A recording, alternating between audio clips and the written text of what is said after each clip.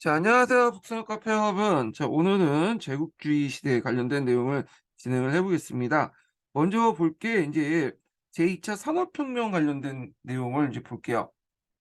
이게 그 제국주의 시대 때 어떤 경제적 기반, 배경이었거든요. 자, 보면, 자, 영국에서 이제 시작된 산업혁명이 프랑스, 벨기에, 독일 등에 확산되면서 성장을 계속했던 유럽 경제는 1873년부터 약 20년간 거친 불황기를 맞이했다.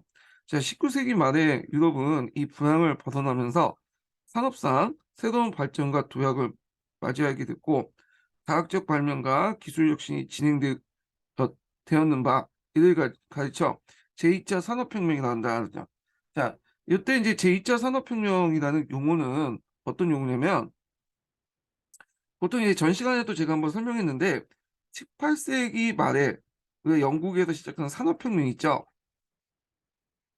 그래서 이 산업혁명 기준으로 해서 그 전에 실시했던 약간 작은 산업혁명 영국의 산업혁명 제1차 산업혁명 그 뒤에 19세기 중후반 때 시작한 것을 제2차 산업혁명 이렇게 이제 구분한다고 얘기했어요.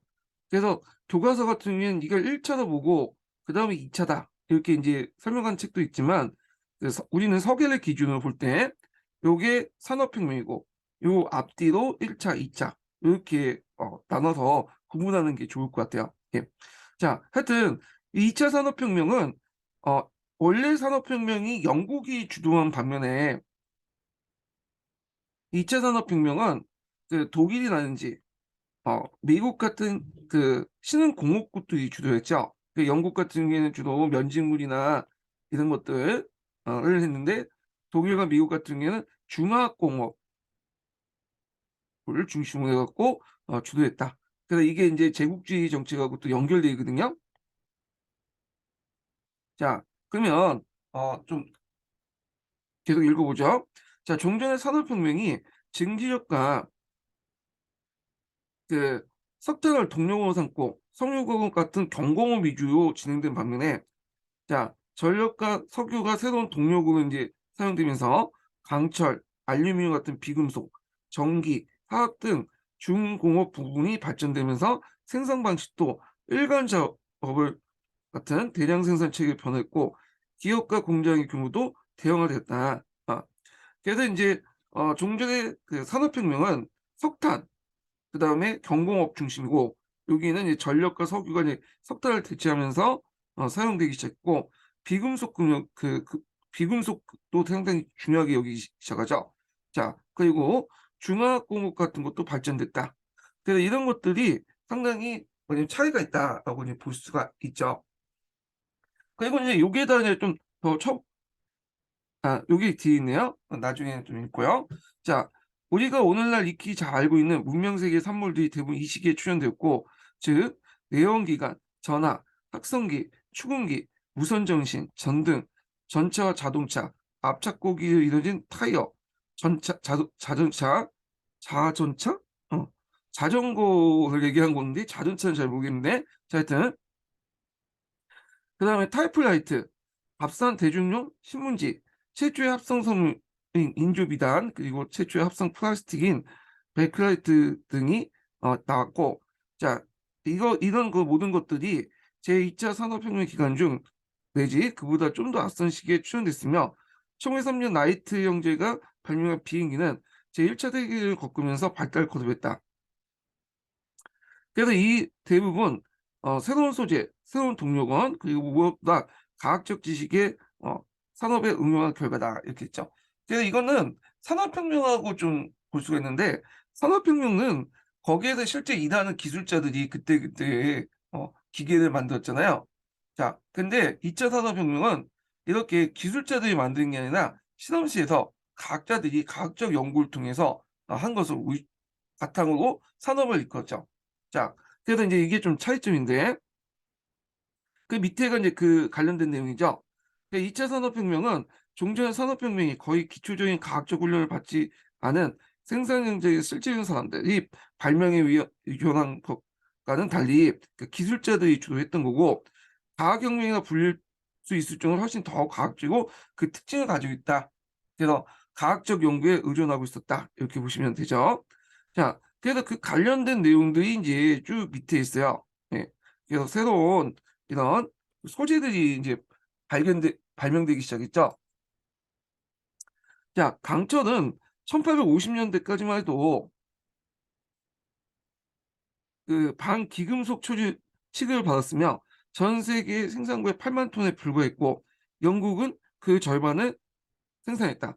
그러나 베세모란과 지메스, 이 지메스는 여러분들 이제 회사 이름으로 이제 많이 알고 있죠. 자, 일단 오늘 독일의 이제 과학자 이름이에요.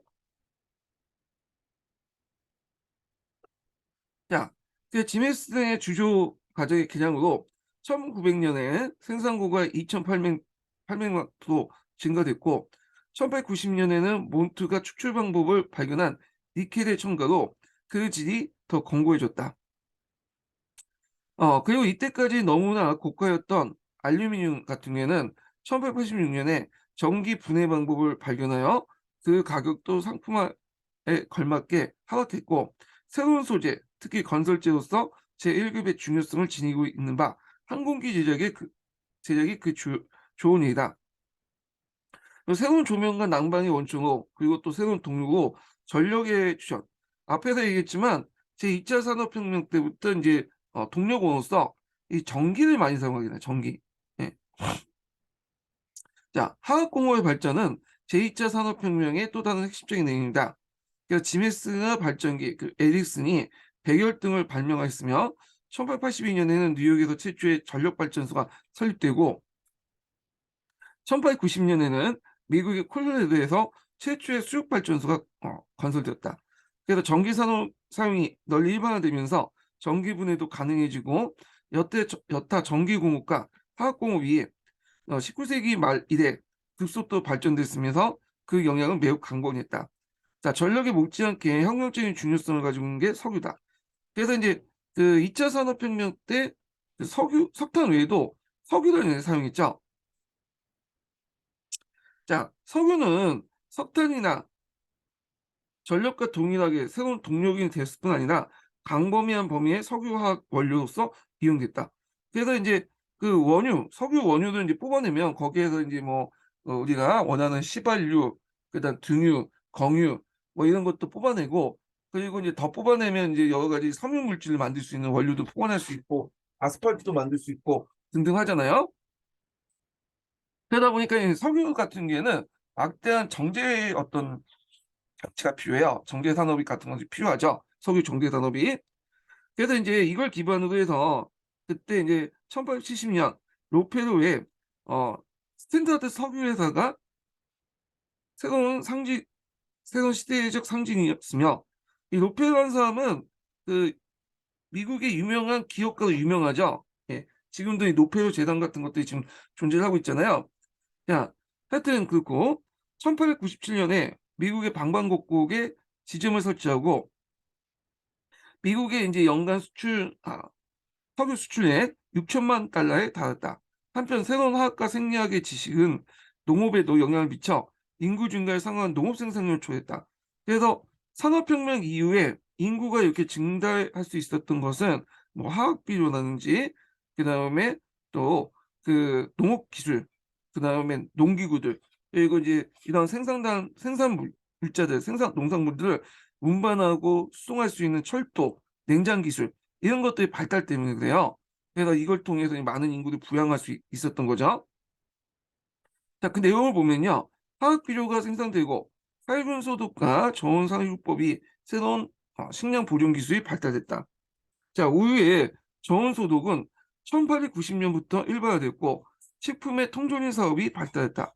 자, 증가하는 인구에 대해 그 상품의 값싼 대량 공급이 주요 철도망의 완성, 대형 기선의 발달, 그리고 냉동 기술 완성으로 크게 촉진되었다.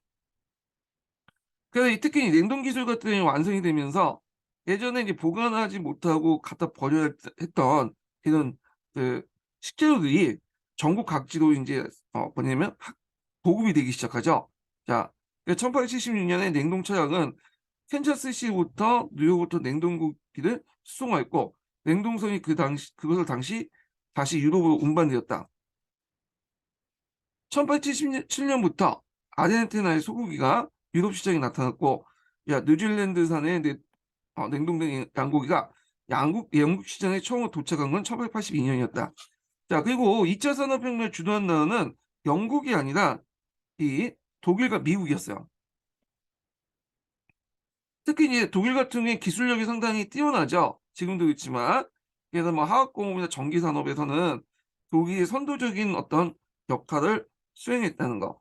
그리고 미국은 이들 분야에서 급속하게 발전되면서 대량 생산 기술에서 앞섰다. 자, 근데 미국 같은 경우에는 자원이 상당히 많잖아요. 예. 그래서 이걸 바탕으로 이제 급속하게 이제 성장을 했죠. 그래서 미국 같은 경우에는 초창기 때는 지금은 아니지만 기술보다는 자원을 이용해 갖고 이제 하는 방법 발전이 됐어요. 그래서 이제 좀 약간 독일하고 다른 방법을 하긴 했는데 뭐 여기까지는 뭐 설명 안 할게요. 그래서 서양사 강의 읽어보면 그 부분이 있는데 일단 이건 인구 수준에 넘어가기 때문에 이제 좀 생각하고 계속 강독하겠습니다. 자, 세계 경제 중심이 급속하게 미국과 독일로 이동하면서 영국과 프랑스는 선진 산업 국가의 지위는 아직도 유지하고 있었지만 그 지위는 상대적으로 하게 됐다. 그래서 예전에 영국 같은 경우 특히 해가 지지 않는 국가로서 일종의 패권 국가였죠. 그런데 이런 패권 국가의 지위가 19세기 중후반 넘어가면 이제 점점 그 미국과 독일로 이제 이동하게 돼요. 특히 이 미국으로 이제 이동하게 되죠. 오늘날 이제 미국은 이 패권 국가지만 곧바로 이제 뭐 중국이 지금 뒤를 쫓고 있잖아요. 그래서 뭐 G2 해가지고 이제 하고 있는데 그 미국과 중국이 이제 패권 다툼을 하고 있죠. 자, 근데 그 당시에 영국하고 미국은 패권 다툼이 그렇게 없었어.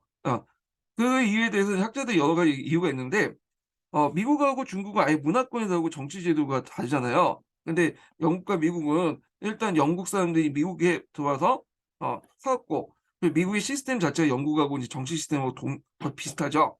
그러다가 또 문화도 비슷하고 앵글색스 문화고 그런 측면에서 영국하고 미국은 물론 초기 때는 대립 관계였지만 막상 19세기 중반에 들어서면서 또 독일이 부상하면서 미국과 영국이 서로 융합되는 모습이 보여요. 예. 그래서 이제 있는데 오히려 영국 입장에서는 미국보다는 독일이 상당히 이제 견제 대상이죠. 문화도 다르고 그다음에 또 유럽 바로 앞에 있잖아요.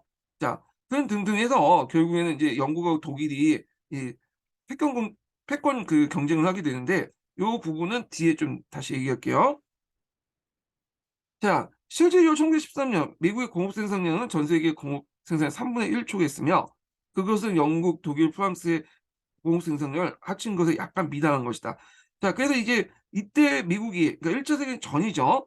1차 세계 전에도 이미 30% 정도 차지했는데 1, 2차 세계대전이 거치면서 완전히 이제 전 세계 50% 넘게 미국이 이제 공업 생산을 하게 되죠. 그래서 한때 세계 공장이라고 불릴 만큼 상당히 공업 생산이 올라갔다. 이렇게 보시면 될 것 같아요. 자, 하여튼 그런 제2차 산업혁명의 결과에 대해서 이제 그 밑에 있죠. 결과 부분이 있는데 그래서 이 결과 첫 번째가 부질서가 붕괴됐다는 거. 그리고 이제 새로운 질서가 이제 탄생을 했다는 거. 특히 이제 미국을 중심으로 새로운 질서가 형성되기 시작했죠. 자, 그다음에 이제 이렇게 생산력의 증대는 생활 수준을 상당히 올려놨죠. 음. 그래갖고 이제 그 대표적인 게 이제 냉장고 같은 것들 냉동 기술이 발달되면서 이제는 훈제 요리가 아니라 냄새나는 훈제 요리가 아니라 신선한 고기를 이제 얼렸다가 먹을 수 있잖아요. 그런 것들이 또 생활 수준 향상하고 연결돼서 볼 수 있죠. 그리고 경제적인 어떤 빈곤이 축소됐다는 거. 물론 일단 경제적 빈곤이라는 거는 뭐라 할까요? 상대적인 빈곤이라고 보시면 돼요. 아니 절대적 빈곤? 예. 그 어느 정도 먹을 게 있으니까 부자 같은 나라에서는 아무리 가난한 사람도 굶어 죽진 않죠. 뭐 이런 등등 그 여러 가지 사회적인 변화 이런 것들의 어떤 배경이 되었다. 이렇게 이제 볼 수가 있는데요. 자, 그럼 볼게요. 자, 제2차 산업혁명은 과학적, 기술적 그리고 산업상의 변화는 구질서를 용이하고 신질서를 낳게 하는 촉매 작업을 했으며 그것은 우리가 잘 알고 있는 현대 세계의 출발점이었다. 2차 산업혁명으로 유럽의 생산 능력은 거대하게 증대하고 이에 따라 전반적인 급속한 생활 수준의 향상을 가능했다. 자, 유럽의 두 차례의 세계대전을 피해서 회복할 수 있었던 것도 새로운 기술 덕택이며, 자, 1928년에 1차 세계대전보다 더 번영했고, 그, 1950년엔 공업과 농업 생산이 1929년은 능가했다. 또한 2차 산업혁명이 가능해진 새로운 경제적 풍요는 빈곤을 불필요하게 만들었고, 이때 빈곤이라는 건 우리가 상대적 의미의 빈곤이 아니라 절대적 의미의 빈곤이죠. 적어도 부자 나라 유럽이나 미국에 살고 있으면 굶어 죽지는 않는다는 거죠. 자, 그러면서 더욱 더 용납할 수 없게 만들었고 모든 삶에서 변화의 요람이 되었다. 그래서 많은 변화를 불러일으켰다. 이렇게 이제 보시면 될 것 같아요. 그다음에 이제 여기서 좀 눈여볼 게 그 앞에 이제 2차 산업혁명 과정에서 좀 그 대량 생산 방식, 그러니까 일관 작업 형태가 등장했다고 했죠. 그게 이제 대표적인 게 이제 그 포드 자동차가 T 모델을 만들었잖아요. 예. 그때 이제 뭐냐 이동식 조립 생산 체계를 도입했거든요. 컨베이더 시스템. 그래서 컨베이더가 이렇게 막 컨베이더가 돌아가면 여기에서 이제 서 있는 사람들이 이제 자기가 맡은 부분만 좀 하고 지나가고 벨트 위에서 이제 컨베이터 벨트에서 모든 걸 다 처리하잖아요. 그러면서 대량 생산 체제로 변하게 되죠. 자, 이런 그 시스템 자체가 그 당시 이제 19세기 그 전체에 확산됐어요. 예. 19세기 후반에부터. 그래서 요 관련된 내용이 예전에 이제 고등학교 그 7차 교도 그 세계사 내용이 있더라고요. 그래서 한번 읽어볼게요. 그래서 7차 세계사 교과서도 한번 구해서 보시면 괜찮을 것 같아. 이 내용이 되게 깊어요. 네. 요즘 교과서 너무 탐구 문제가 많아가지고 애들한테는 좀 좋을지 몰라도 이게 인구용어는 참 내용이 부족한 부분이 많더라고요. 제가 한번 이걸 읽어볼게요. 이 부분을.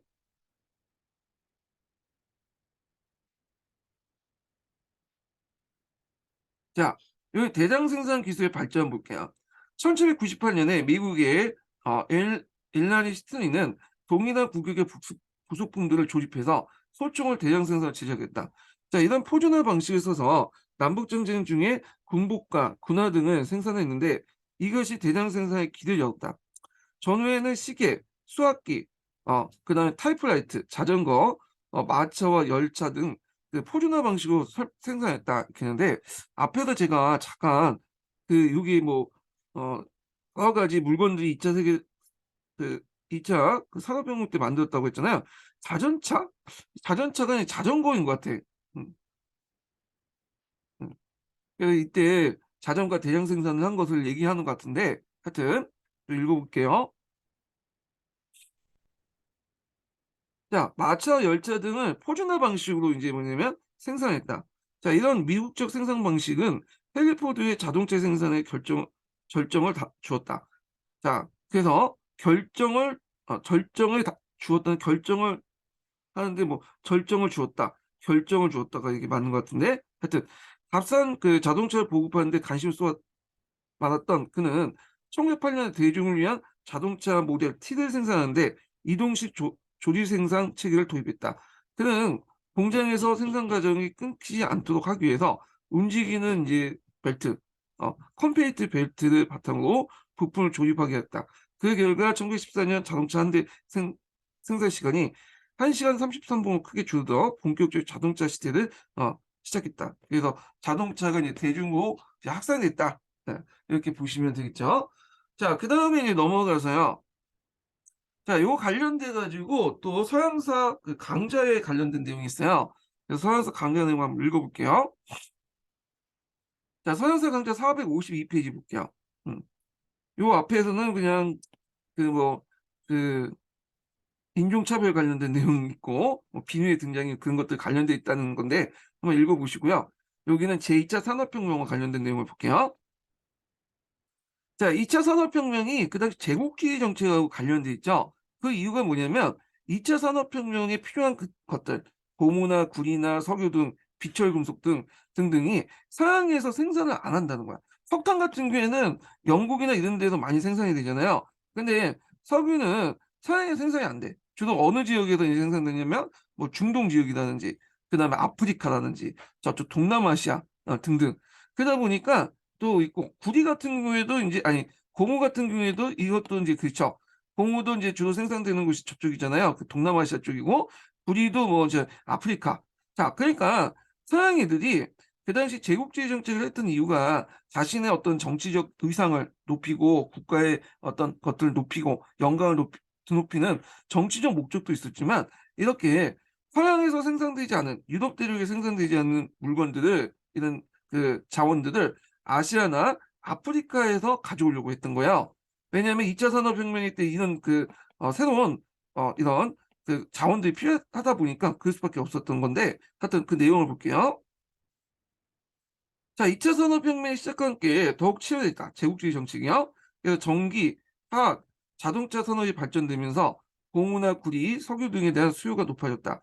자, 이런 원료 공급지를 확보하고 있느냐에 따라서 나라의 경제와 기술 수준이 좌우될 수 있는 상황이었다. 자, 예를 들어 합성고무가 개발되기 전까지는 천연고무는 그 자동차 탱크 생산에 필수지였고 천연고무가 생산지를 그래서 식민지 확보하지 못했던 독일은 고무 부족으로 그 탱크 무기 등 생산에 큰 어려움을 겪었다. 물론 이제 독일도 나중에 이제 그 합성 소문을 만들어 특히 독일 같은 경우에는 자원이 부족하다 하기 때문에 이 화학 공업이 되게 발달했어요. 그래서 뭐 예를 들어 갖고 총알을 만들 때 초석 같은 거 필요하죠. 질산칼륨 같은 것들. 그런데 독일은 그게 없거든요. 그렇다고 그걸 식민지도 별로 없기 때문에 구할 수도 없고 그러다 보니까 독일은 이제 암모니아에서 그걸 합성해 갖고 그 질산칼륨을 만들어서 요게 이제 화약을 만들었죠. 예, 인공적으로. 이게 다 독일이 했던 거야. 그래서 합성고무도 그렇게 지금 만들었고. 그래서 독일은 자신의 부족한 자원을 이렇게 기술력을 통해서 극복해 갖고 만들려고 했어요. 자, 하여튼 그렇지만 이거는 이제 뒤의 얘기고 그 당시 이제 19세기 때까지는 아직 독일이 뭐 이렇게 큰 기술을 가지고 있지 않았죠. 그렇지만 이제 하여튼 그때부터 조금씩 이제 해서 기술 개발해서 이걸 이제 보충해 나갔죠. 네. 독일은 제2차 세계대전 과정에 가장 먼저 합성공을 개발을 공을 들인 것도 이러한 부족한 때문입니다. 자, 기업과 국가의 자원이 풍부한 지역을 놓고 벌이는 경쟁과 전쟁은 세계 최대 상륙 지역인 중동에서 지금도 계속되고 있다. 자, 이렇게 제국주의 정책의 배경에는 이렇게 있는데, 요거는 이제 제국주의 정책 관련된 내용이니까, 제국주의 정책 하고 나서 이제 보죠. 자, 제국주의 정책 관련된 내용 볼게요. 네. 서기에 돌아서. 제국주의와 관련된 문제가 예전에 한 두세 문제 정도 나왔어요. 그래서 제국주의 이걸 이제 읽기 전에 좀 전체적인 설명을 하고 좀 얘기를 할게요.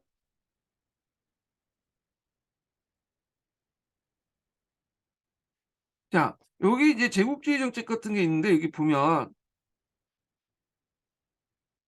자, 제국주의는 여러 가지 이제 관점들이 있죠. 그 뒤에 살펴보겠지만 내능의 관점이 있고, 그 다음에 홉스의 관점도 있고 등등 있고, 서강제에서는 또 여러 가지 이제 관점들 제공을 하는데요. 자, 제국주의라는 정의는 뭐냐면, 저희 이제 힘 있는 국가가 남의 나라를 공격하는 것을 제국주의라고 해요. 네. 그래갖고 이렇게 다른 나라 또는 다른 민족을 정복해서 대제국을 건설하는 게 보통 제국주의라고 하죠. 예. 근데 이제 보통 여기에서 이제 19세기 때 제국주의는 그 뭐냐 우리가 생각하는 일반적 제국주의하고는 좀 약간 그 뭐냐면 결이 다르죠. 물론 다 시민 나라가 다른 나라를 공격하는 건 마찬가지지만 어떤 사회 경제적 배경이 밑에 깔려 있어요. 그래서 이제 이때 이제 이 19세기 제국주의를 따로 이제 보통 고전적 제국주의라고 하죠. 이 고전적 제국주의. 그래서 종전에 이 식민지가 원료 공급지 그리고 상품 시장의 역할을 했잖아요. 근데 여기에다 이제 플러스 되는 게 뭐냐면 어, 여기 자본 투자지로서 이제 역할을 하게 돼요. 식민지가. 예. 그래서 이제 이런 것들을 했는데 그래서 이제 원료 확보나 상품 시장 그다음에 잉여자본 해외 투자에 위한 후진 지역 진출과 이권 획득이 가능한 해외 식민지 등 종속 지역을 획득하면서 범세계 통합을 도모하려고 했던 것이 이 19세기 때의 제국주의다. 이렇게 보시면 될 것 같아요. 자, 그러면 이런 19세기 때 제국주의 정책이 왜 나타나냐? 이게 이제 사회경제적 측면에서 좀 봐둬야 될 것 같은데, 좀 보면, 자, 일단 이것이 앞에 설명한 2차 산업혁명하고 관련돼 있어요. 2차 산업혁명. 그래서 19세기 중후반 때부터 이제 시작된 2차 산업혁명하고 연결돼 있는데, 자, 2차 산업혁명의 결과 앞에서 얘기한 것처럼 중화학공업이 발달됐다고 했죠.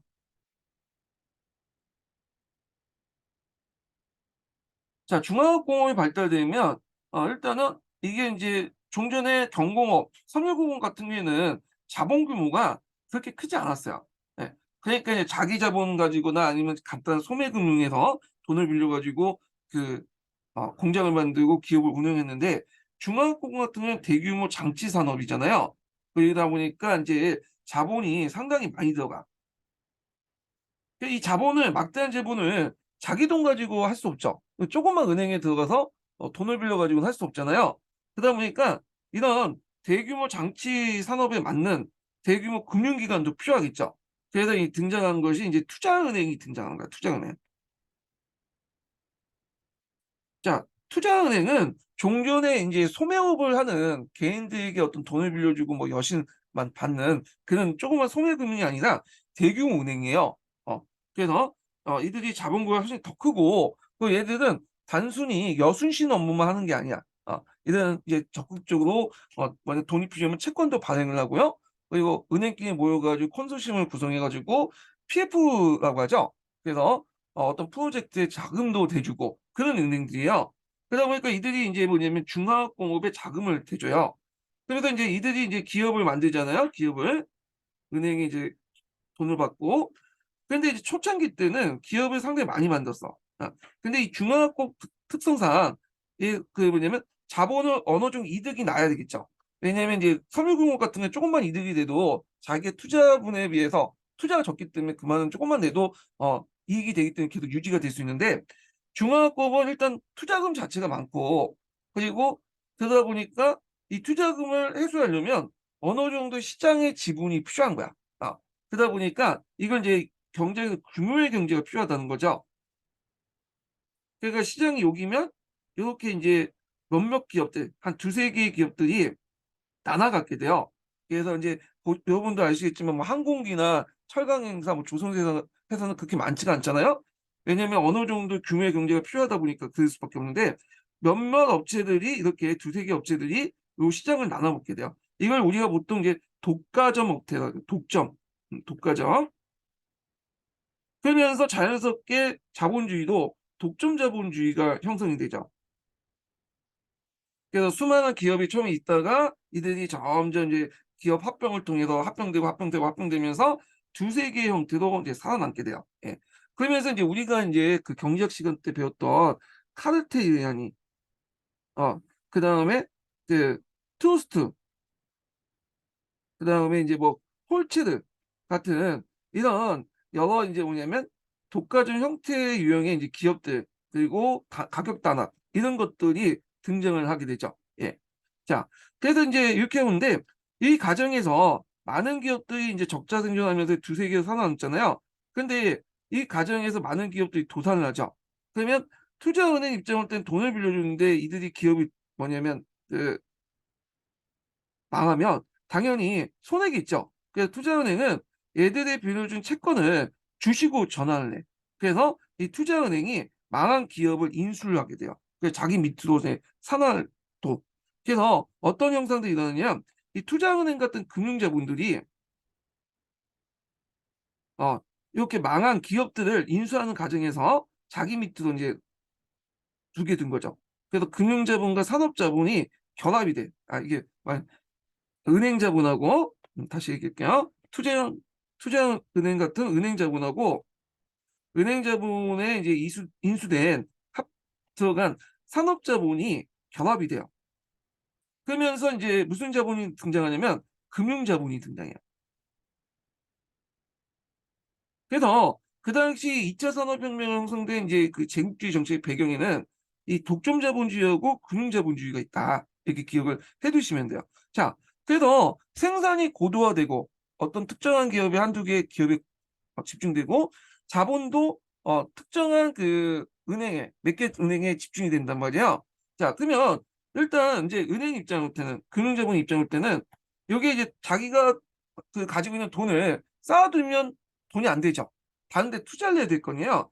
그런데 이제 자국에 투자를 해 보니까 더 이상 투자할 가치가 없는 거야. 이미 투자의 임계점이 올라갔고 더 이상 올라갈 경우에는 투자할 경우에 손해만 봐. 왜냐하면 이 국내 인제 시장이 자국의 구매력 자체가 적다 보니까 기업에 아무리 돈을 대주고 뭐 철도를 놓고 전기를 놔도 그걸 구매할 수 있는 어떤 그 사람들이 없는 거야. 그다음에 노동자 임금이 이제 너무 적다 보니까. 그래서 국내에는 이제 생산 자본을 더 이상 투자할 데가 없으니까 국외 자본 투자지를 이제 찾기 시작한 거죠.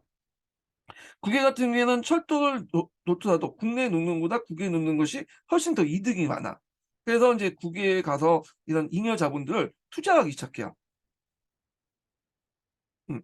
자, 이런 것들이 종전에 앞에서 얘기한 것처럼 식민지의 역할이 원료 시장과 그다음에 상품 시장 역할이라고 했잖아요.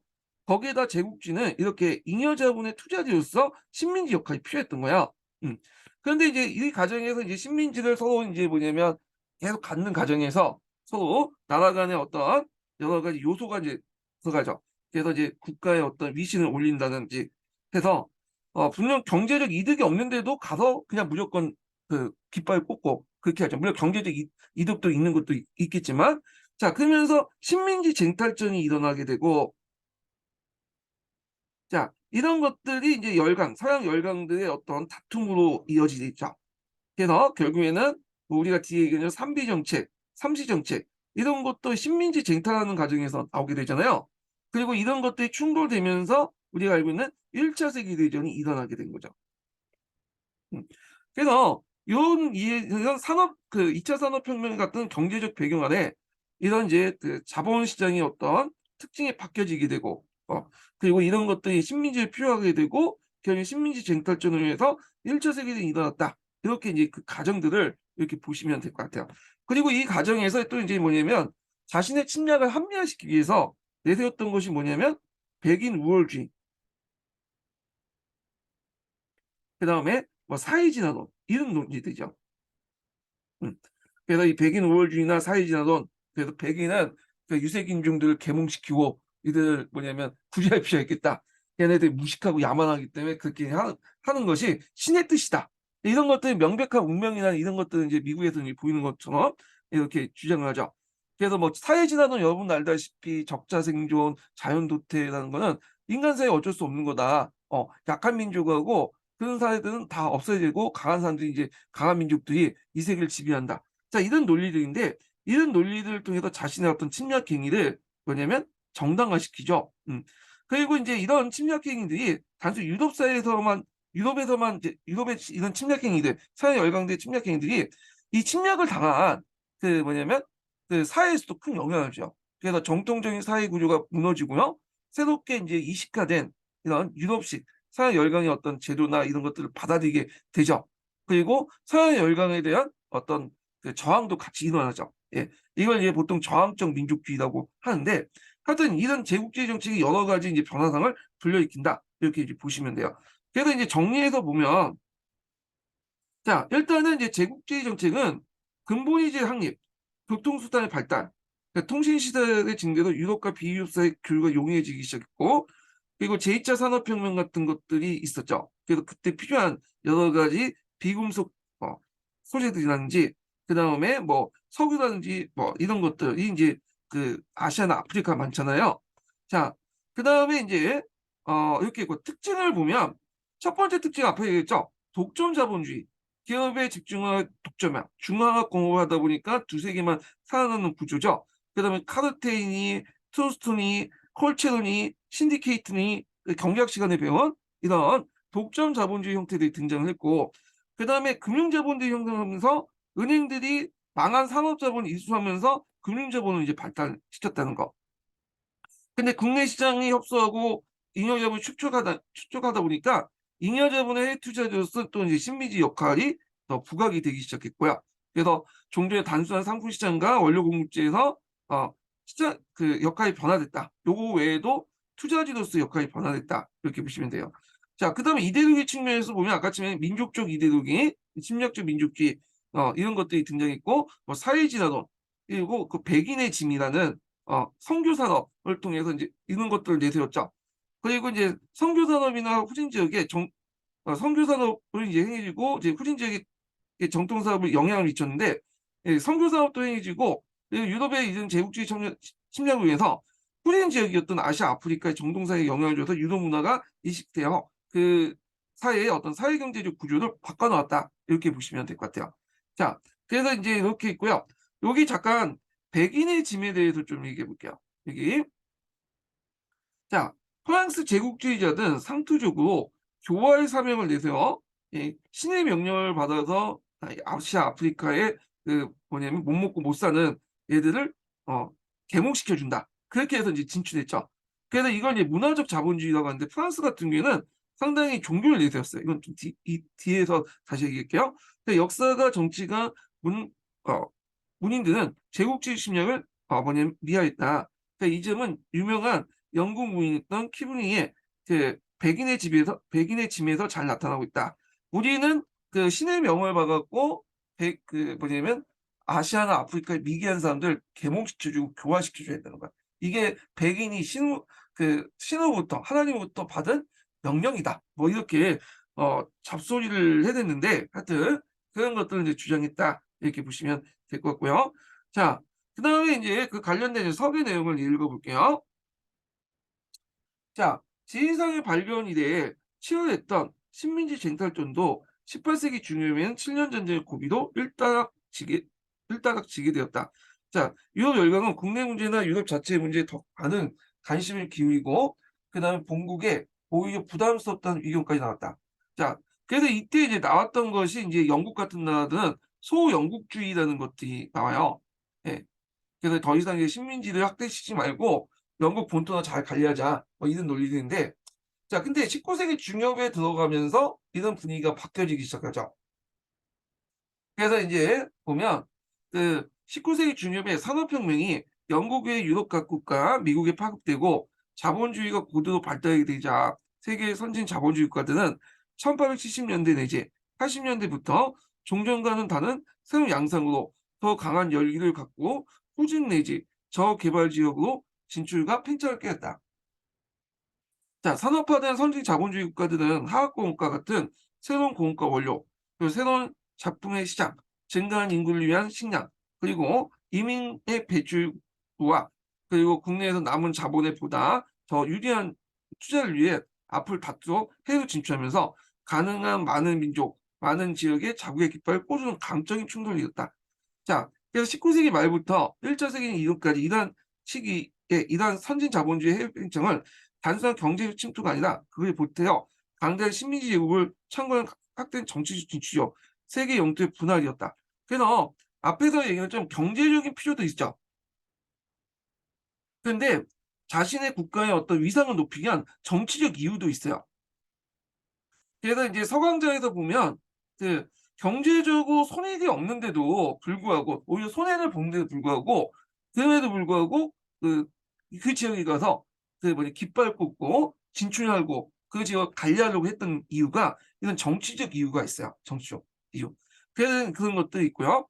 자, 근데 이것도 이제 각국마다 좀 달라요. 예, 각국마다. 그래서 뭐 독일이라든지 뭐 프랑스라든지 그다음에 이런 등등의 나라들은 정치적 이유 요소가 좀 강한데, 상대적으로 경제적 필요에 따라서 식민지를 강력한 나라가 있어요. 영국이죠, 영국. 영국. 영국 같은 경우에는 정치적 이유보다는 이 사람들은 경제적 필요가 되게 강했거든요. 영국의 그 제국주의 정책이 그래요. 그러다 보니까 이제 이 영국 같은 경우에는 식민지가 어마어마하잖아요. 근데 영국의 인구는 그 식민지에 비해서 그렇게 많지가 않거든요. 그러니까 적은 인력 가지고 국가적으로 통치를 하려면 어떻게 통치를 하겠어요? 그러니까 그 지역에 갖고 간접 통치를 하는 거예요. 딱 보기에 자기 말을 잘 듣는 뭐 민족 집단이나 부족이나 그 다음에 계층을 섭외해서 일종의 정치적 파트너 삼아 이들을 이제 실무진이나 하위 관료나 같은 이렇게 해놓고, 영국은 뒤에서 이제 소수 인원만 파견해갖고 뒤에서 이제 조종하는 거죠. 그 대신에 이제 이런 정치적 파트너에게 여러 권한을 주죠. 자율성을. 그래서 영국 같은 경우에는 그 지역사의 어떤 문화나 이런 것들을 그냥 존중한다고 할까요? 건드리진 않아요. 그렇지만 자신의 정치적 파트너를 이용해 갖고 분열시키고 이간시키면서 옆에서 그 지역을 통제하고 간접적으로 통제하고, 그리고 그 지역에 영국 상품을 팔려고 했던 거죠. 그래서 영국 같은 경우에 상당히 효율적으로 정치 그 식민지를 관리했어. 근데 다른 나라들 같은 경우에는 좀 자국의 위상을 좀 강조시키려고 이제 굳이 거기 들어가서 뭐냐면 돈이 안 되는 지역도 들어가고 자기가 그냥 영국처럼 간접 통치해서 그냥 물건만 팔아먹으면 되는데 그 지역을 직접 통치하고 그래서 많은 군대를 파견하고 그래서 통치 비용이 늘어나고 이런 것들이 되게 많아요. 예. 그러다 보니까 경제적 실익이 없는 대신에 통치 비용만 관리 비용만 증가시키는 그 시고 식민지 경영을 했거든요. 그렇게 이제 손해 본데도 불구하고 식민지 경영을 하려고 했던 것이 이런 정치적 이유가 되게 강했다. 강력한 민족주의, 자국의 위상을 강조하려고 했던 거 이런 것과 연결시켜서 좀 보시면 돼요. 특히 프랑스 같은 나라는 그 지역에 가서 프랑스어를 깨하려고 했죠. 자국의 문화를 왜냐하면 주입시키려고 했잖아요. 이런 것들이 영국하고는 좀 차이는 있어. 영국은 그렇게까지는 안 했거든요. 그냥 내버려뒀거든. 예.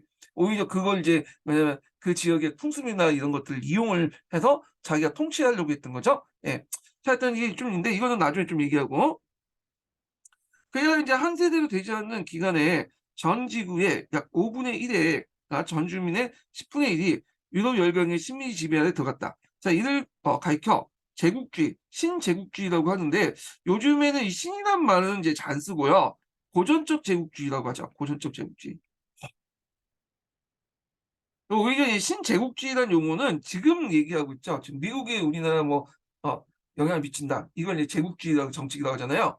그래서 이제 이때 이제 제국주의는 어떤 이제 예전에 제국주의는 영토를 지배하고 식민지를 만든 게 아니라 경제적으로 사회적으로 이제 정치적인 영향력을 이제 다른 세계에 미칠 때 강대국이 이걸 이제 신제국주의라고 하는데 고전적 제국주의가 더 용어가 이제 많이 써요. 예. 자, 그리고 이제 여기에 대해서 이제 제국주의론에 대해서 그 견해가 있어요. 어, 대표적인 견해가 이제 여기 쭉 해가지고 두 가지 레닝의 견해와 홉스의 견해가 있거든요. 예, 이렇게 쭉 볼게요. 자, 제국주의 관해에서는 당대부터 오늘의 일까지 다양한 논의와 해석이 가해졌으며 그중에 초기에 매우 유력했던 건 영국의 노동자 좌파의 홉스와 그다음 마르크스 레닝이 제국주의론이다. 이 제국주의론 자체는 시험 문제에 나오진 않았지만 기출 예문에는 언급돼 있었어요. 그러다 보니까 이제 시험 문제에 또 나올 가능성이 있겠죠. 그리고 서강자에 보시면 거기 이제 홉스하고 레닝 외에도 여러 명의 학자들 제국주의 견해를 적어놨거든요. 근데 굳이 그것까지 볼 필요 있나? 그래서 그냥 홉스하고 레닝의 제국주의 이론만 좀 보면 될 것 같아요. 그래서 하여튼 궁금하신 분들은 거기 한번 보시고 따로 강독은 안 할게요. 자, 먼저 이제 보면 홉스부터 볼게요. 제국주의 이론을 이제 처음 제시한 사람이 홉스인데 이 홉스 이론은 여기에서부터 해갖고 음, 여기까지죠. 자, 제국주의 절정기에 달하기 시작한 1902년에 출간된 저서에서 홉스는 제국주의가 가장 중요한 요인으로서 국내 시장에 유리한 투자가 불가능해진 잉여 자본들의 청약 경쟁을 지적했다. 그것은 결국 국내 하층민에 돌아갈 목을 박탈한 소수의 금융자본가 내지 부유층의 탐욕 탈시를 하겠다. 그래서 이제 그 당시 이제 그 국내 시장에서 더 이상 투자하지 못하잖아요. 그 이유가 뭐냐면 투자해봤자 그 투자해서 공장이나 뭐 여러 가지 시설을 만들었자 그걸 사용할 수 있는 사람이 없는 거야. 수요가 없는 거죠. 그건 뭐냐면 하층민들에게 너무 임금을 낮게 주다 보니까 얘네들이 구매력 자체가 없는 거지. 그러니까 요게 투자해봤자 안 되니까 해외로 나가는 거죠. 그래서 그걸 이제 해결하려면 제국주의 이런 그 문제점을 해결하려면 홉스가 어떻게 생각했냐면 여기는 안 나왔지만 홉스가 생각하기에 이거는 부의 재분배를 통해서 해결할 수 있다. 그래서 이제 그 당시 그 노동자들에게 임금을 좀 올려주고 이들의 이제 구매력을 올려주면 자연스럽게 해결될 수 있는 부분이다. 이렇게 이제 얘기를 하고 있어요. 예. 그래서 이제 이렇게 있고 그 다음에 레닝이죠. 레닝 볼게요. 보통 우리가 이제 제국주의 이론할 때 이 레닝의 제국주의 이론에 대해서 이제 많이 언급해요. 레닌은 앞에서 얘기한 것처럼 금융자본주의하고 독점자본주의 그 결과 뭐 제국주의가 탄생을 했다. 뭐 이렇게 나름대로 원인은 되게 잘 진단했거든요. 그래서 보통 이제 레닝의 제국주의가 보면 그 제국주의 원인에 대해서 많이 교과서에 실려 있고 하죠. 물론 그 결과는 아니죠. 네, 원인만 진단했어. 그래서 사회주의자들이 좀 약간 그 특징이 뭐냐면 되게 사회에 대해서는 되게 분석적으로 비판 잘 잘해요. 잘 말하죠. 그 원인이 뭐 어떻고 얘기는 잘하는데 문제는 대안을 제시하지 못한다는 거야. 너무 대안을 종교적 신념처럼 이렇게 제시를 하죠. 어떤 객관적 근거도 없이. 그래서 이제 그 사회주의가 이제 뭐냐면 그 자본주의를 대체할 수 없는 이론이긴 한데 한번 읽어볼게요. 자, 1차 세계대전 중에 이제 1910년에 출간된 자본주의의 최고 단계로서 어, 그 제국주의에서 레닌은 제국주의라는 그 독점과 금융자본의 지배가 설립했고 자본의 수출이 현저의를 갖게 되고 국제 트러스트 같은 세계 분할이 시작되고 최대 자본주의 국가들의 지구상의 정윤도가 분할이 완료된 그런 발전 단계가 자본주의다. 그래서 자본주의 국가들이 최종적으로 다른 단계가 제국주의라는 거야. 결국에 이런 제국주의 국가들이 지네끼리 치고받고 싸우면서 결국에 자멸할 거다. 이렇게 얘기를 하고 있어요. 그 제국주의 국가 중에 이제 뭐냐면 제일 약한 고리가 러시아죠. 이 러시아에서 필연적으로 뭐냐면 혁명이 일어날 수밖에 없다는 걸 예언하고 있죠. 예. 그래서 이제 하여튼 이렇게 있는데 물론 자멸했다는 내용은 그 맞진 않죠. 예. 그렇지만 제국주의의 어떤 원인과 배경, 문제점에 대해서는 아주 정확하게 레닌이 지적은 했어요. 이 부분은. 예. 자, 하여튼 이렇게 있고, 자, 이를 이제 좀 더 부연하면 자본주의는 1870년 이래 이후 생산과 자본의 집중은 독점 단계가 접어들게 되고 앞에서 얘기한 것처럼 중화공업의 특징이라고 했죠. 은행 자본과 산업 자본이 융합되면서 상품 수출은 다른 자본 수출에 비해 중요한 의미를 갖게 되고 국제적인 자본가의 독점 단계가 형성되면서 세계 분할이 나서며 자, 최대의 자본주의 강대국은 자본 수출 어, 모든 수단의 정치적 지원을 받는 경계 침투, 강요된 영토 병합, 그리고 제국주의의 전쟁 등으로 지구의 영토적 분할이 완료되었다. 그래서 이 레닌은 제국주의를 그 가도적인 자본주의, 좀 더 정확히 말하면 죽어가는 자본주의, 자본주의의 마지막 단계로 이렇게 인식을 했다는 거죠. 네.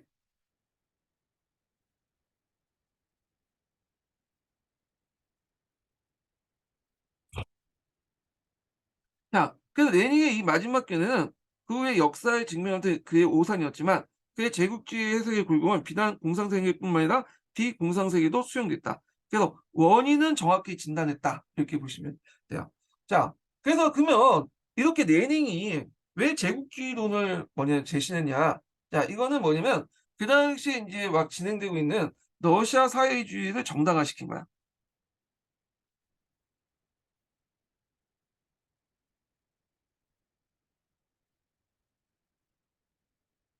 그래서 이제 이런 것들을 이제 정상을 했는데, 그래서 그 당시 이제 그 레닌이 목격한 1차 세계대전을 보고 나서 결국에 자본주의 최종 단계에서 발생한 제국주의 정쟁이라고 진단하고요.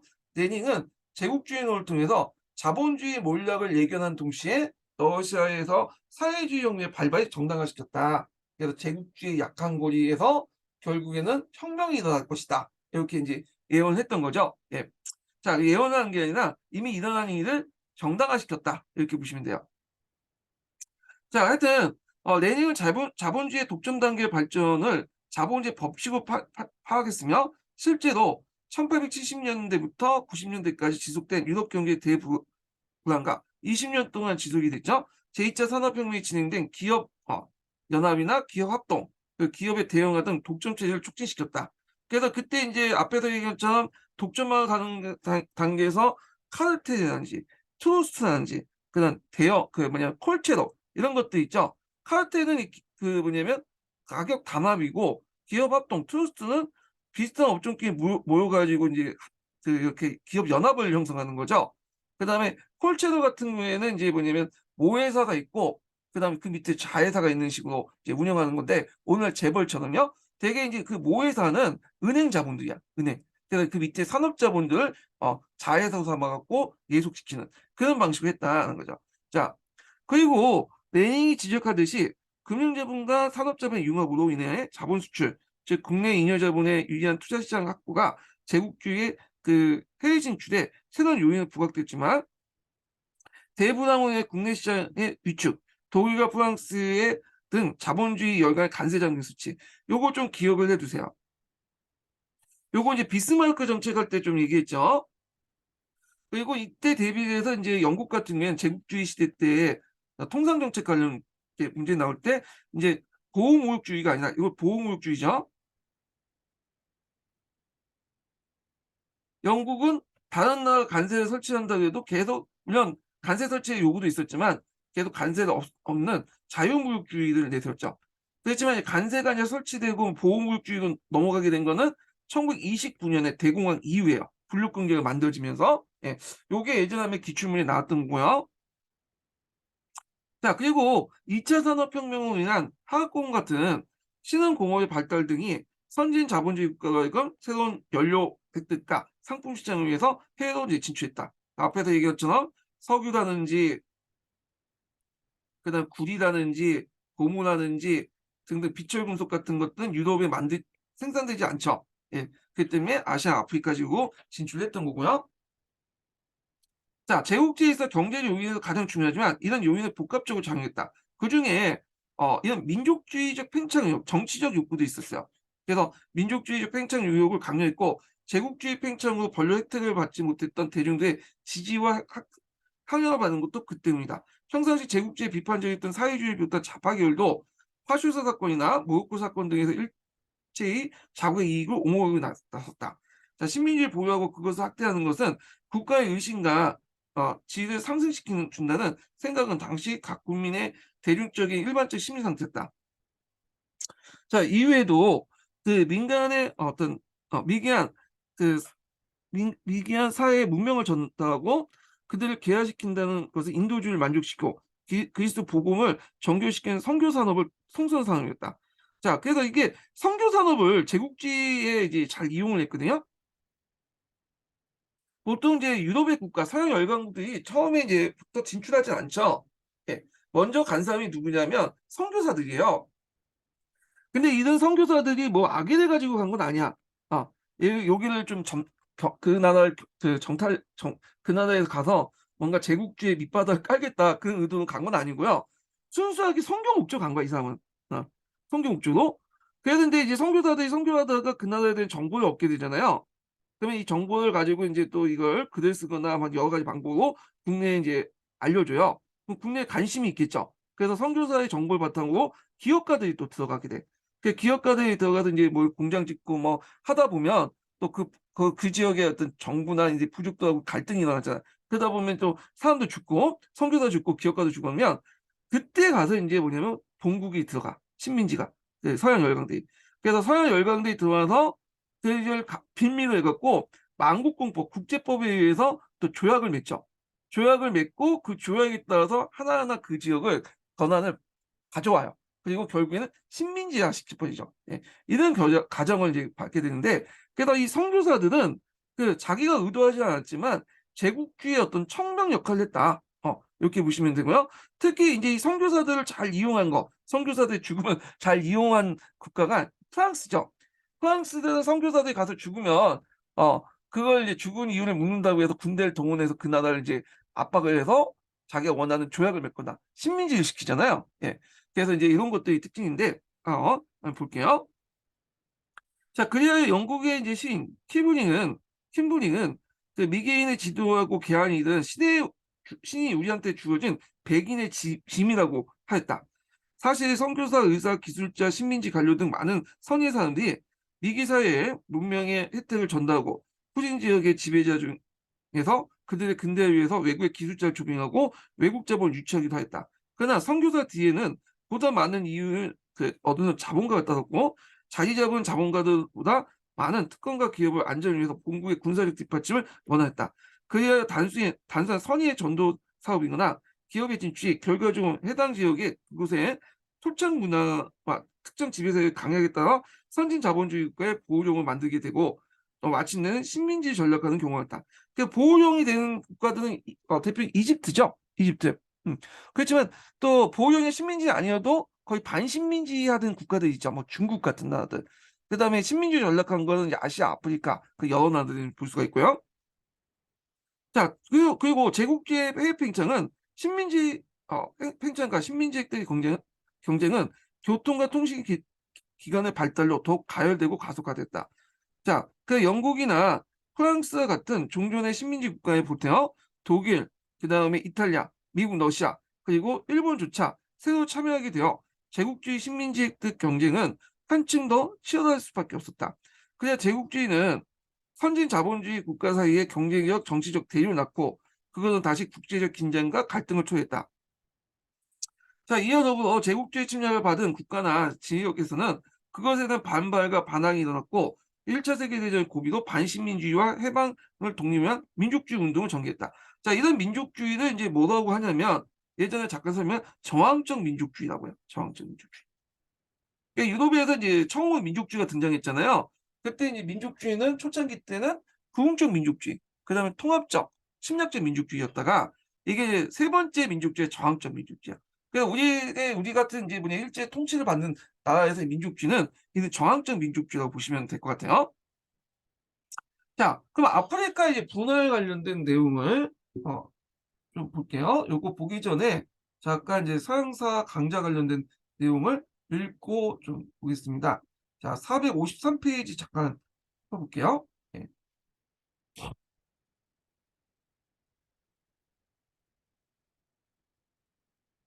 자, 앞에서 이제 중간에 건너뛴 부분이 있는데 여기부터 읽어볼게요. 452페이지인가? 452페이지네요.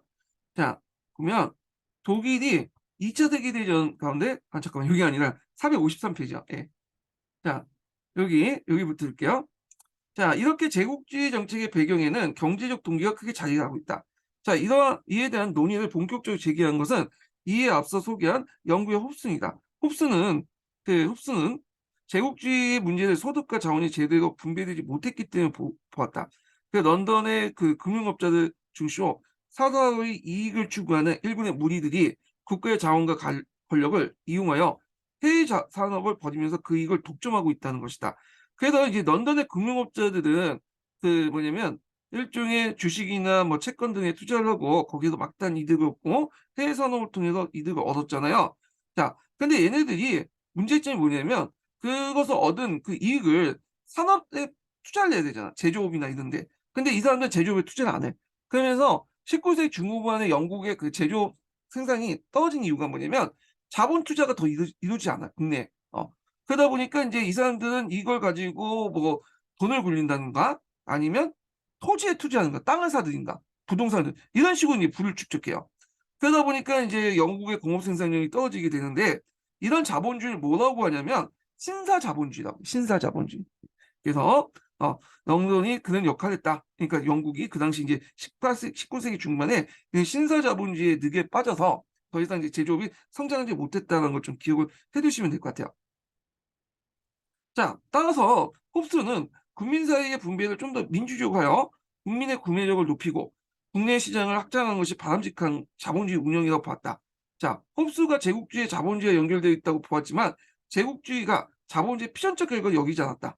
그래서 자본주의는 제국주의의 하위 투자가 아니라 국내 구매력을 향상시키면 자연스럽게 할 수 있다. 분배를 높여서 구매력을 높이고 그러면서 국내 그런 시장을 확대시키면 자연스럽게 이제 더 이상 식민지에 투자할 필요 없기 때문에 제국주의는 없어진다 이렇게 생각을 한 거예요. 자, 그러나 이제 레닌은 다르게 봤죠. 그러나 이후 제국주의에 대한 비판을 주도했던 마르크스주의자들은 제국주의가 자본주의의 피전적으로 결과를 봤다. 그러니까 레닌은 제국주의를 자본주의의 최고 단계로 주장했고 레닌의 이론은 홉스의 제국주의 비판, 산업자본과 금융자본 건합을 주목한 실버팅의 금융자본주의론, 금융자본주의와 제국주의 결합한 브라님 이론 등을 종합해 내놓은 주장이었다. 자, 제국주의는 금융독점자본이 주도하는 자본주의 강대국들이 지구상의 모든 영토를 분할하는 상황에서 있는 자본주의 마지막 단계로 봤다. 그래서 이제 그 레닌은 제1차 세계대전을 자본가 사이의 영토 재분할로 파악했다. 여기죠. 자, 그런데 이제 요게 보면 뉴셈부르크도 나오고 바란도 나오고 프랑크도 나오고 월러스틴은 세계체제 이론 같은 것도 나오거든요. 그래서 이거 다 읽을까 넘어갈게요. 다만 이제 월러스틴의 그 세계체제 이론은 유명해요. 이거는 이제 1970년대에 등장했던 이론인데 많이 이제 사회학이나 이런 데서 많이 언급됐던 거는요. 그래서 그 당시 이제 제국주의 체제에서 16세기 때 형성된 세계체제를 중심부, 주변부 이렇게 이제 나누고 그리고 그 중간에 주변부 나누죠. 그래서 이렇게 중심부가 주변부를 착지하는 구조다. 이런 게 뭐냐면 이론을 제시했어요. 그래서 한번 이것만 좀 읽어볼게요.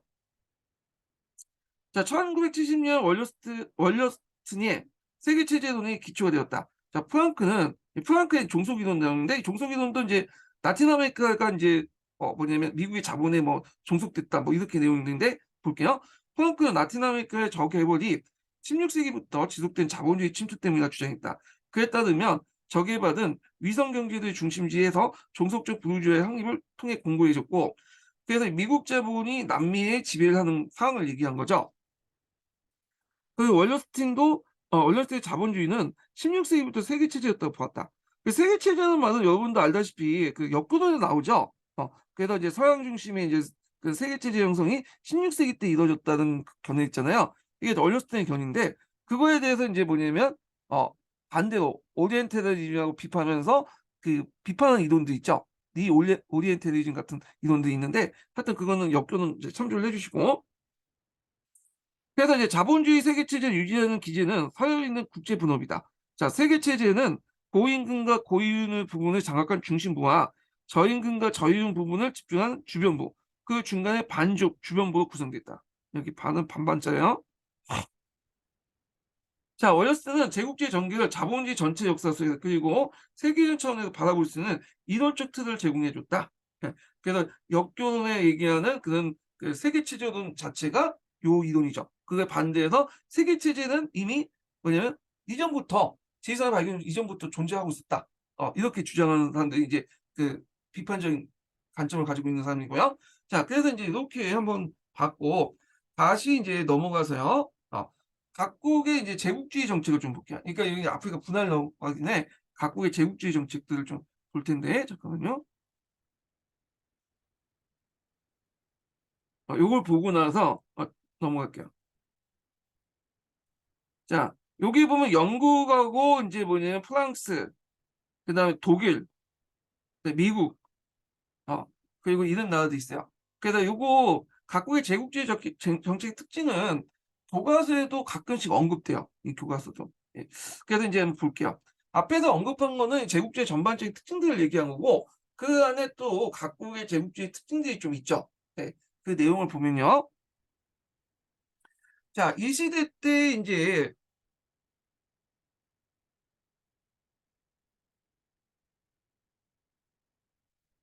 잠깐만요. 조금 기다려 보세요. 예. 자, 이 시대 때 제국주의 선두에 선 나라는 영국이었다. 그래서 해가 지지 않는 나라로 불렸던 영국은 1920년 세계 영토의 제4분의 1가 세계 인구의 5분의 1을 넘는 4억 5천만을 인구에 포괄하고 있었다. 그래서 있는데 그래서 전반적으로 이제 영국 같은 경우에는 강단 식민지 확보가 있었다는 거. 그리고 영국 같은 경우에 이제 목적이 경제적인 목적이 제일 커요. 얘네들은. 앵글색슨 애들이 특징이 경제적인 어떤 거죠. 실용적인 거죠. 어. 그렇기 때문에 뭐 문화를 뭐 계몽을 하겠다. 이런 거 그리고 자국의 문화를 뭐 이식시키겠다. 그런 의도는 없어요. 물론 이제 의도하지 않지만 이제 영국의 식민지가 드는 영국의 영향을 받긴 했죠. 근데 이제 얘네들은 경제적인 목적이 되게 강하다는 거. 그리고 두 번째로는 소수의 인원을 가지고 다수를 지배하는 방식으로 채택하죠. 그래서 그 대표적인 게 간접 지배 방식. 네. 그리고 분열 정책. 그 영국이 떠난 식민지들은 후에 독립국가 후에 각종 이제 분열이 일어나고 내분이 일어났던 것이 이 영국의 정책하고 또 연결돼 있어요. 예. 자, 하여튼 그 내용을 볼게요. 자, 근데 막상 제국주의 시대는 영국이 지닌 독보적인 힘의 우위가 위협받던 시기였다. 요 시기 때 이제 미국이나 독일 같은 나라들이 등장했잖아요. 자, 그 영국의 해군력이 이 영국 같은 경우에는 육군은 약한데 해군이 강하죠. 그래서 바다를 지배하고 있었잖아요. 그래서 최고 전성기였던 1860년에는 2위, 5위 국가대 함선을 다 합쳐도 영국을 넘지 못했던 수준이었다. 그러나 1980년대 이후부터 추격당하기 시작했고, 그러니까 이제 추격당한 건 1위는 1인데 2위에서 5위까지 국가들의 함선을 합친 것이 영국을 뛰어넘었다는 거야. 마침내는 1889년에는 해군력 우위를 유지하기 위해서 2위와 3위를 국가가 보유한 군함보다 더 많은 수를 확보해야 된다는 이른바 이국포전, 그 뭐냐면 골자한 해국법을 이제 제정했다. 이국이라는 것은 그 앞에 2위와 3위를 기준으로 해갖고 더 많아야 된다. 이 기준을 정한 거죠. 그 해군법을 제정했다. 자, 독일에 보면 함대법이 있죠. 함대법. 똑같아요. 네, 독일도 함대법, 해군법이라 또 하거든요. 그러니까 비슷한 법을 그 당시 또 영국이나 독일도 같이 이제 제정을 했어. 서기에서 마치 독일만 제정한 것처럼 돼 있는데 그건 아니에요. 예. 자, 경제적 측면에서 1870년대부터 독일과 미국의 기술 개발이 뒤처지기 시작했다. 그래서 이런 상황에서 그 당시 영국은 대영 영방을 구상하고 미국까지 끌어들여 제국의 학대를 도모했다. 자, 이게 이제 약간 특이한 건데 대개 보면 이제 넘버 원 있고 넘버 투 국가가 있으면 넘버 투 국가하고 넘버 원이 이제 대립을 하잖아요. 지금 중국하고 지금 미국이 신냉전을 이제 펼치고 있잖아요. 근데 이것은 영국하고 미국 관계는 좀 달라. 영국과 미국은 얘가 넘버 이제 원이고 이제 넘버 투까지 넘버 원이 됐잖아요. 좀 있다. 근데 이게 대립이 아니라 협력 관계로 바뀌어요. 그 이유가 뭐냐면 앞에서 얘기했지만 같은 앵글색슨 문화였고 그리고 미국의 정치 시스템이나 어떤 사회 문화적인 것들이 영국의 영향을 받았어요. 그러다 보니까 형제 국가 같은 이미지야. 그래서 이제 영국은 그 당시 추락한 그 뭐냐면 국력가 그리고 독일을 막기 위해서 미국을 끌어들여서 이제 자기하고 이제 같은 한 편을 만들려고 했거든요. 예. 그래서 이제 이 내용들 한번 볼게요. 자, 영국은 대영 연방이라는 구상으로 미국까지 이제 끌어들여 제국의 확대를 도모했다. 자, 아프리카에서 식민지를 개척한 의주는 의주 장학금을 내놓으면서 대영 제국 안에 있는 그 어느 나라보다 미국이 의주 장학금을 더 많이 받아갔다고 조건을 줬다. 미국의 엘리트가 옥스퍼드 대학에 들어가서 공부하게 되면 앵글색스 문명으로서 유대를 더 강화할 수 있게 될 것이라고 생각했었다. 대영 연방이라고 하는 의주의 구상은 미를 비롯한 영국의 자유주의자의 호응을 얻었다. 여 영국은 언어 열강보다 일찍 탈식민지의 단계를 준비했다. 그러니까 1926년 웨스트민스터 회담을 거쳐서 뒤에 이제 서기에서는 그 뒤에 나오죠. 캐나다, 오스트리아, 뉴질랜드, 남아프리카 공화국 등 백인이 다수 거주하는 그 지역을 자치령의 지위를 부여했고요. 자, 이들 연영방을 조직했다. 그래서 지금도 이제 영연방 국가 같은 경우 여기 유니언 잭이 있잖아요. 그림에. 그리고 이제 총독을 파견하죠. 물론 총독이 이제 실권은 없긴 하지만 하여튼 1922년 이집트, 1923년 내는 이라크의 독립을 인정했고 이렇게 했는데 이집트 같은 경우에는 이제 보호령이 있다가 이제 뭐냐면 독립 인정했고요. 자, 인도에서는 1919년에 교육, 보건, 공공산업 등의 관련한 권한을 토착 세력에 인간했다. 나이지리아 등은 아프리카에서 토착 정치 세력을 양성해 간접 통치하는 방식이 있다. 대개 보면 이제 영국이 특징이 간접 통치예요. 그래서 이는 식민지 유지에 필요한 드는 경제적 부담을 주면서 영국의 영향을 유지하는 심리적 방식이었다. 그렇다고 해서 뭐 식민지의 독립이 평화롭게 진행된 건 아니다. 인도에서는 간디를 중심으로 한 독립운동 세력에 위해 물리적 탄압을 주저하지 않았던 것을 볼 수 있는 것처럼 식민지 독립 과정에서 영국은 끝까지 주도권을 놓지 않으려고 했다. 이렇게 했죠. 그래서 인도의 독립운동 관련된 내용은 제가 기타사 강의할 때 할게요. 제가 지금 기타사 강독 지금 인도사 하고 있거든요. 예, 그건 이제 참조해 주시고요. 예. 자, 그다음 프랑스를 보죠. 프랑스는 영국 다음에 많은 식민지를 갖고 있는 나라잖아요. 그래서 이제 이 프랑스 같은 경우는 영국보다 좀 약간 특징이 뭐냐면 좀 자국의 문화를 좀 약간 그 식민지에 강요라고 할까요? 예. 이렇게 인제 전달하려고 했던 것 같아요. 예, 문화적 제국주의 정책들을 이제 피게 되는데 자, 그래서 인제 한번 내용을 볼게요. 그래서 그 프랑스의 절정기였던 이제 1920년대 프랑스는 전 세계 10분의 1을 차지했다. 그래서 1830년대 알제리를 침략하면서 본격적으로 시작된 식민산업은 아프리카에서 티니지, 모로코, 세네갈에 뻗어가 나갔다. 아시아에서는 인도차이나 지역을 확보하고 중국에서는 1849년부터 상하이 일전 지역을 확보하여 1946년까지 조기지 삼았다. 1차 세계대전 이후에 패전국인 독일로부터 토고와 카메룬을 확보하고 오스만 투르크부터 터키 영토 일부를 권리를 받아냈다. 자, 프랑스 제국주의는 문화적 제국주의라 할 만큼 자신의 문화를 뭔가 다른 사회 그 식민지 국가에 이식시키려 하죠. 그러다 보니까 동화 정책을 하게 돼요. 자, 그래서 프랑스 제국주의 특징은 문명화의 소명을 강조하는 동화 정책이다.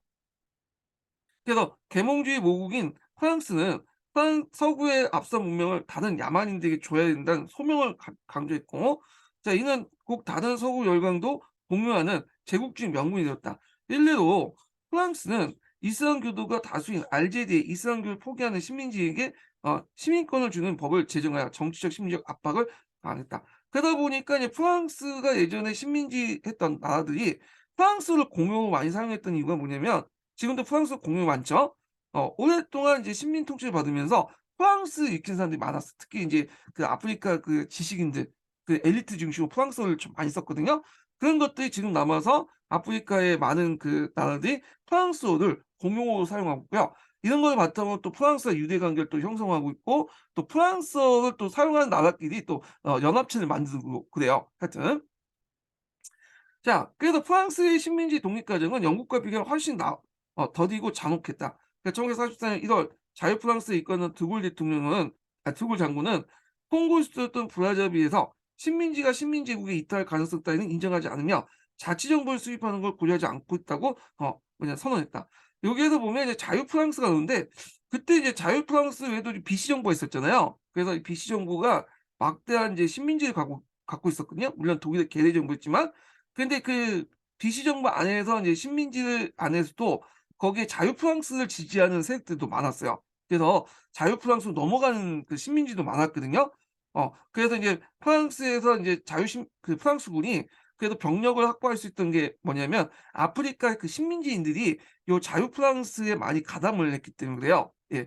하여튼 그래서 인제 이 두골이 이들을 이끌고 인제 자유 프랑스군을 이끌고 뭐냐면 그 독일군을 물리쳐 나갔는데 근데 이제 이 드골도 이제 제국주의자다 보니까 이 식민지의 독립을 인정할 수 없다. 이런 자체 이런 것들 공포를 했던 거죠. 발표를 했던 거죠. 자, 이는 1943년 영국의 식민지장관 스탠이 영국 제국주의 틀안에서 식민지 국가들의 자치를 인도할 것이라는 선언한 것과 비교하면 비교되는 정치다. 그래서 프랑스 집권층이 이러한 태도는 식민지인의 독립운동을 철저히 탄압을 했고요. 그리고 인제 1945년에 알제리 북부에서 승전국 프랑스군 환영회사가 알제리 독립의 시위로 바뀌자 이를 탄압했고 그 과정에서 6천 명 정도 사망했다. 1947년에 마다가스카르에 이르는 독립협정에 대해서 강력하게 대응하여 수만 명을 사상자했다. 그래서 이때 인제 알제리 독립운동이 나죠. 이 알제리 독립운동이 나고 거기에 하는 이제 그 프랑스 군들이 가혹하게 탄압을 했는데 그때 프랑스 군은 외인 부대예요. 프랑스 외인 부대 되게 유명하죠. 그래서 프랑스 같은 경우에는 해외 파견군들은 그 자국의 군대를 파견하지 않아요. 예전부터 그랬어. 법으로 딱 정해져 있어. 그래서 외인 부대를 파견하거든요. 그 외인 부대에는 프랑스인도 있을 뿐만 아니라 프랑스뿐만 아니라 뭐 여러 국적에 있는 사람들이 많잖아요. 그래서 인제 그때 이제 외인 부대를 장혹하게 진압을 했고 결국에는 이제 프랑스 국내에서 '안 되겠다. 알제리를 독립시키자.' 이렇게 결정을 내니까 요 외인 부대에서 쿠데타를 일으켰어. 쿠데타를 일으키니까 또 프랑스 본국에서 인제 공수부대를 파견했고 외인 부대를 진압하고 그랬거든요. 자 하여튼 그래요. 자 그다음에 독일을 보죠, 독일. 네 독일 넘어가기 전에 이제 첫 번째 인증번 알려드릴게요. 첫 번째 인증번호는 27 번이에요. 예 27 번. 자, 독일 같은 경우에는 영국과 프랑스에 비해서 좀 상대적으로 식민지 같은 것들 좀 잘 안 만들었죠. 그 이유가 뭐냐면 이제 독일은 이제 1870년에 통일하고 나서 국내 문제에 관심이 있었고요. 그리고 비스마르크도 뒤에 얘기했지만 그 식민지에 대해서는 별로 관심이 없었어. 그래서 영국과 프랑스가 그 뭐냐면 내버려둔 땅, 건드리지 않는 땅만 야금야금 아프리카에서 식민지를 만들고 태평양에서도 좀 만들고 그 정도였어요. 예. 자, 그래서 인제 내용을 볼게요.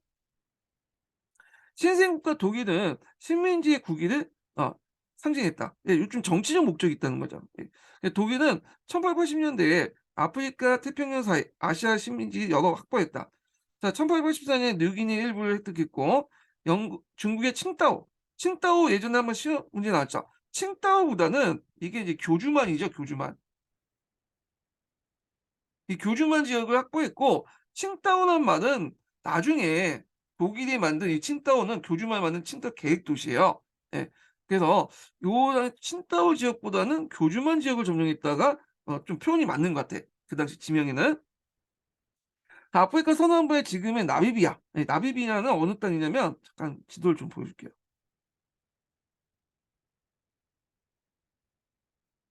요 지역을 이제 나미비아죠. 요 지역. 요 지역을 이제 점령을 한 거야. 요 지역을.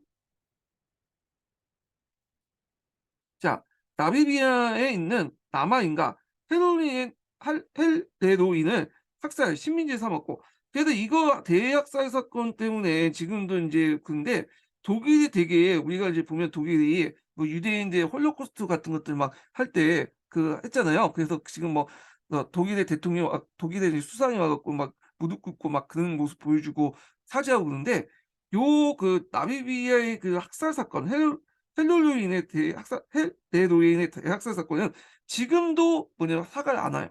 유감이다. 되게 인제 힘 있는 그 민족들이나 인제 국가들한테 머리가 딱 숙이면서, 이런 아프리카의 인제 이런 나라들한테는 머리 숙이지 않죠. 예. 그래서 이거는 약간 그래. 그래서 독일은 뭐 옹호하는 사람도 있는데 일본보다 낫다고 생각하는데 본질적으로 똑같아요. 예, 본질적으로. 그다음 아프리카 동부엔 지금의 탄자니아 지역을 식민지로 삼았다. 이렇게 했죠. 그래서 탄자니아 지역도 이제 지도에 보면 여기 있죠. 찾아서 한번 보세요. 예. 자, 그다음에 인제 넘어가서 또 보면, 자, 식민지 경제의 후발주자였던 독일은 기존의 식민지 강국들 그리고 새로 부상된 미국과 충돌했다. 자, 이거는 근데 이거는 비스마르크 때 충돌한 게 아니라 주로 비에른 2 세의 집권기 때 충돌한 거예요. 비스마르크는 충돌을 안 하려고 상당히 노력을 했죠. 예. 미국은 자국과 비교적 가까운 카리브해나 태평양에서 독일의 식민지 확장을 반대했다. 자, 독일은 식민지에 했던 가혹 항의는 다른 유럽 국가의 신문에 대서투표했다. 영국과 프랑스 등도 제국주의 정책을 추진하는 과정에 장혹행위를 저지르긴 했다. 그러나 그들이 식민지 통치에서 비교적 안정기에 접었던 시기에 새로 식민지 확보에 적극적으로 나선 독일의 행보는 눈에 거슬렸던 것이다. 자, 하여튼 그 당시 비스마르크가 주도한 1880년 베를린. 자, 요 회의에서 선 유럽 국가의 정치인들이 모여 아프리카 분할을 논의했다 했는데, 요때 이제 아프리카 분할 논의는 우리가 이제 생각하는 그 베르닌 회의가 아니라 서베르닌 회의로서 다른 베르닌 회의예요. 예. 그래서 이 회의에서 인제 문제가 됐던 게 뭐냐면, 벨기에 국왕 레오폴드 2 세가 콩고 지역의 권리를 인정받았다는 거예요. 자, 여기 좀 눈여겨볼게요. 지도를 보면, 자, 콩고가 어딨냐면 여기, 여기에 있어요. 여기. 벨기에령 콩고가 있죠. 그래서 이 콩고강이 있는데, 이 콩고강의 유지에 따라서 인제 그 뭐냐면 어 프랑스나 뭐 영국이나 이런 다른 나라들이, 포르투갈 같은 나라들이 여기 땅을 노렸거든요. 근데 요만한 거대한 땅을 그 당시 벨기에인이 먹겠다고 하니까 난리가 난 거야. 벨기에는 유럽의 조그만 나라죠. 예. 근데 요게 영토의 한 30 배가 되는 벨기에 콩고를 먹겠다고 하니까, 요게 눈독을 들인 인제 여러 나라들이 "아니 벨기에인이 왜 콩고를 먹냐." 따지죠. 그러니까 인제 비스마르크가 인제 그 소집한 회의가 서베르닌 회의라고 하는 회의를 소집한 거야. 결국에는 이 땅을 벨기에 영으로 하죠. 근데 정확히 말하면 벨기에보다는 그 뭐냐, 아프리카 화폐라고 있어요. 그 이 레오폴드 2 세가 만든 사주직이거든요. 벨기에 국왕이었던 레오폴드 2 세가 요 사주직을 만들어 가지고 그 참가시켰던 거야. 그러니까 벨기에 정부가 참여시켜 갖고 한 게 아니라 그 벨기에 아프리카 협회에 있는 거 참여해서 벨기에인이 그 아프리카 협회한테 준 땅으로 넣은 거야. 그러니까 쉽게 말하면 레오폴드의 사유지가 된 거예요. 어 그래서 벨기에 국가가 여기 점령한 게 아니라 그 레오폴드의 사유지가 돼서 요게 이제 벨기에 자유국 같은 걸 만들었어요, 레오폴드가. 그래서 거기에서 인제 고물가 많이 생산하니까 고물을 대량으로 인제 캐치해서 갖다 팔았죠. 그래서 막대한 이득을 챙겼는데, 문제는 이 레오폴드 2 세가 여기를 인제 그 고무 농장을 만드는 과정에서 고무 생산량을 채우지 못하면 어떻게 했냐면 사이가 다 이를 다 잘렸어요. 예. 그래서 그 사진이 나오거든요. 그래서 이것 때문에 이제 이게 너무했거든. 너무 선을 넘었잖아. 그러니까 유럽에서도 막 욕을 하는 거야. 자, 하여튼 레오폴드 2 세가 인제 했다가 나중에 가서 인제 벨기에인이 요 레오폴드 2 세의 그 뭐냐면 그 벨기에 뭐야, 콩고 자유국을 사들여서 뭐냐면 벨기에인이 운영을 하죠. 이 콩고 자유국은 아까 벨기에 자유국 잘못 얘기한 것 같은데, 하여튼 그래서 이제 벨기에 그 국가 소유로 넘어가게 돼요. 근데 그 당시에는 벨기에 국가가 아니라 레오폴드 2 세의 사유지였다. 그런 것도 좀 기억을 해 두시면 되고요. 다시 넘어가서,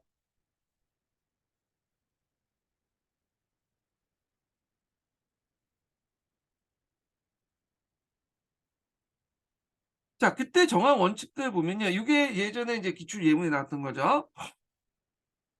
제 이 원칙에 따라서 먼저 식민 지역을 개척하고 원주민의 동의를 받더라도 그 지역에 대한 소유 통치는 어느 정도 인정받을 수 있겠다는 원칙을 정했다. 그러니까 먼저 그 지역에 뭐냐면 깃발을 꽂는 사람이 임자다. 그런 원칙이야.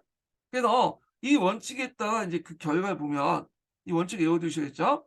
그래서 인제 그 선정을 먼저 하면 요 지역에 선정하면 그 지역의 식민지가 된다. 이 내용이에요. 그래서 10년 뒤에 아프리카의 나이베리아와 에티오피아를 제외하고는 거의 대부분 유럽 국가의 지배하는 있다는 거죠. 그래서 인제 지도를 좀 보면요. 여기에 이제 보면 에티오피아라는 국가가 있죠. 에티오피아라는 국가. 예.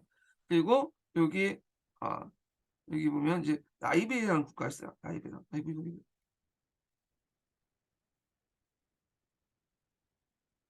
요 국가를 제외하고는 다 뭐냐면 아 식민지로 다 떨어졌죠. 에티오피아는 나중에 설명하겠지만 여기는 좀 약간 특징이 뭐냐면 기독교 국가예요. 네. 그래서 코톤교를 믿고 있거든요.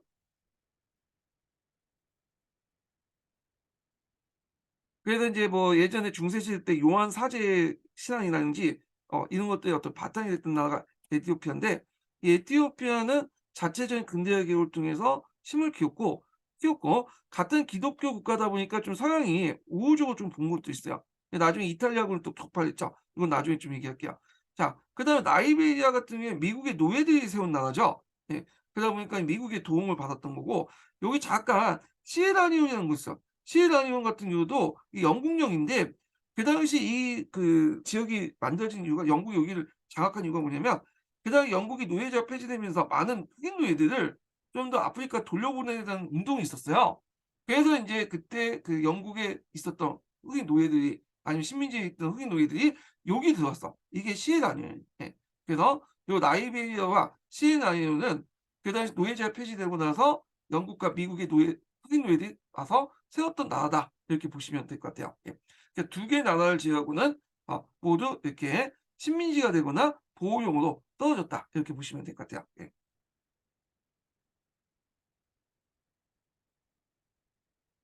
자 그다음에 미국 관련된 내용이 있는데요. 미국은 좀 쉬었다가 진행을 하겠습니다.